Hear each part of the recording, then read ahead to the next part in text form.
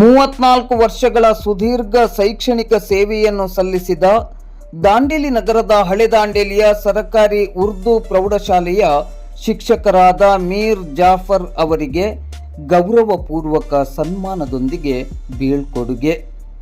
ಶಿಕ್ಷಣ ಕ್ಷೇತ್ರದಲ್ಲಿ 34 ವರ್ಷಗಳ ಸುದೀರ್ಘ ಸೇವೆಯನ್ನು ಸಲ್ಲಿಸಿ ನಿವೃತ್ತರಾದ ದಾಂಡೇಲಿ ನಗರದ ಹಳೆ ದಾಂಡೇಲಿಯ ಸರಕಾರಿ ಉರ್ದು ಪ್ರೌಢಶಾಲೆಯ ಶಿಕ್ಷಕರಾದ ಮೀರ್ ಜಾಫರ್ ಅವರಿಗೆ ಗೌರವಪೂರ್ವಕ ಸನ್ಮಾನದೊಂದಿಗೆ ಬೀಳ್ಕೊಡುಗೆ ಸಮಾರಂಭವು ದಾಂಡೇಲಿ ನಗರದ ಹಳೆ ದಾಂಡೇಲಿಯ ಸೈಯದ್ ಕಮ್ಯುನಿಟಿ ಸಭಾಭವನದಲ್ಲಿ ಜರುಗಿತು. ಕಾರ್ಯಕ್ರಮದ ಅಧ್ಯಕ್ಷತೆಯನ್ನು ವಹಿಸಿ ಮಾತನಾಡಿದ ಹಳೆ ದಾಂಡೇಲಿಯ ಸರಕಾರಿ ಉರ್ದು ಪ್ರೌಢಶಾಲೆಯ ಮುಖ್ಯೋಪಾಧ್ಯಾಯರಾದ ಅಬ್ದುಲ್ ರೆಹಮಾನ್ ಅವರು, ಮೀರ್ ಜಾಫರ್ ಅವರದು ತುಂಬಿದ ಕೊಡದಂತಿರುವ ವ್ಯಕ್ತಿತ್ವ, ಸರಳತೆ, ಸೌಹಾರ್ದತೆ ಮತ್ತು ವಿನಯತೆಯನ್ನು ಮೈಗೂಡಿಸಿಕೊಂಡ ವಿದ್ಯಾರ್ಥಿಗಳ ಅಚ್ಚುಮೆಚ್ಚಿನ ಗುರುಗಳು. ತನಗೆ ವಹಿಸಿದ ಜವಾಬ್ದಾರಿಯನ್ನು ಅತ್ಯಂತ ನಿಷ್ಠೆಯಿಂದ ನಿರ್ವಹಿಸುವ ಮೂಲಕ ಶಾಲೆಯ ಸಮಗ್ರ ಅಭಿವೃದ್ಧಿಗೆ ಕಂಕಣಬದ್ಧರಾಗಿ ಪ್ರಾಂಜಲ ಗುಣಮನಸ್ಸಿನಿಂದ ಸೇವೆಯನ್ನು ಸಲ್ಲಿಸಿದ ಪ್ರಾಮಾಣಿಕ ಶಿಕ್ಷಕ ಮೀರ್ ಜಾಫರ್ ಅವರು. ಅವರ ಶೈಕ್ಷಣಿಕ ಬದ್ಧತೆ, ಕ್ರಿಯಾಶೀಲತೆ, ಬೋಧನಾ ಕ್ರಮ, ಜೀವನ ಶಿಸ್ತು ಅನುಕರಣೀಯ ಮತ್ತು ಅಭಿನಂದನೀಯವಾಗಿದೆ. ಅವರ ಇಷ್ಟು ವರ್ಷಗಳ ಸೇವೆ ನಮಗೆಲ್ಲರಿಗೂ ದಾರಿದೀಪ. ಅವರ ನಿವೃತ್ತ ಜೀವನವು ಸುಖಕರವಾಗಿರಲೆಂದು ಶುಭವನ್ನು ಪ್ರಾರ್ಥಿಸಿದರು.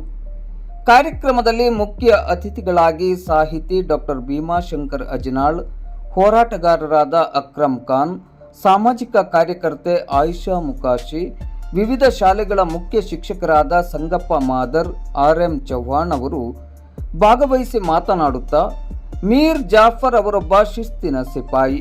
34 ವರ್ಷಗಳ ಸೇವೆ ಅದು ಒಂದು ತಪಸ್ಸು.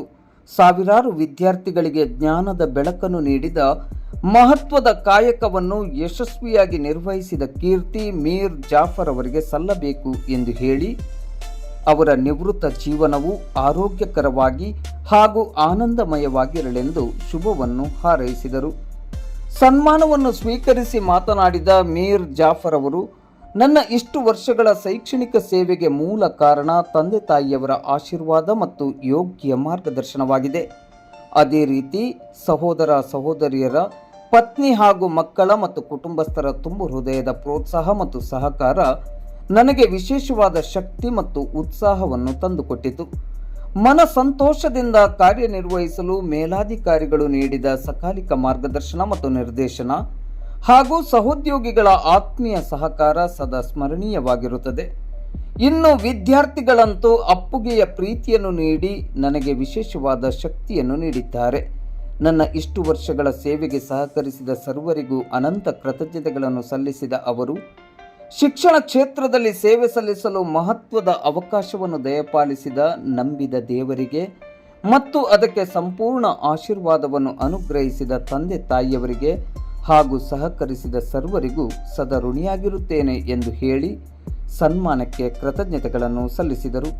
ವೇದಿಕೆಯಲ್ಲಿ ಮೀರ್ ಜಾಫರ್ ಅವರ ಮಾತೃಶ್ರೀ ಶಂಸುನ್ನೀಸಾ ಮೀರ್ ಫತುಲ್ಲಾ, ಸಹೋದರರಾದ ಮೀರ್ ಅನ್ವರ್, ಮೀರ್ ಹಸನ್, ಪತ್ನಿ ಹಾಗೂ ಸುಭಾಷ್ ನಗರದ ಸರಕಾರಿ ಕಿರಿಯ ಪ್ರಾಥಮಿಕ ಉರ್ದು ಶಾಲೆಯ ಮುಖ್ಯೋಪಾಧ್ಯಾಯಿನಿ ದಿಲ್ ನವಾಜ್ ಎಂ ಗೌಸ್ ಹಾಗೂ ಪ್ರಮುಖರಾದ ಗೋವಿಂದ್ ಮೇಲ್ಗೇರಿ, ಶ್ರೀಕಾಂತ್ ಅಸೋದೆ, ಸಿಆರ್ಪಿಗಳಾದ ಲಲಿತಾ, ಶ್ರೀದೇವಿ ಮತ್ತು ಶಿಕ್ಷಕರು ಉಪಸ್ಥಿತರಿದ್ದರು.